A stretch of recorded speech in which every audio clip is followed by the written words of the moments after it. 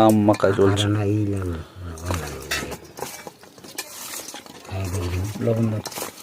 এটা খাই দেখো তো লবণ কেমন।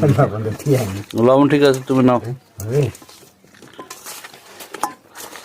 লবণ ঠিক নেই পছন্দ নেই। বাপরে নারকেলের মতন কাটিয়েছেন রে বা। আম মাখা লাঠি থাক, লবণ লাগবে নাকি? লাগবে না।